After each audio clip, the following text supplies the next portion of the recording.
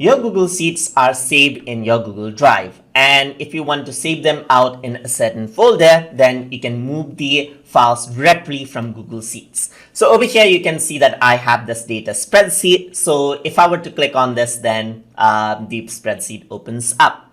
And now what I want to do is, let's say I want to save out this file in a certain folder. So in order to do that, I can move out this file. So to do that, I'm going to go around over here on the top. You can see move is an option. And once you click on it, what happens is that it opens up the drive.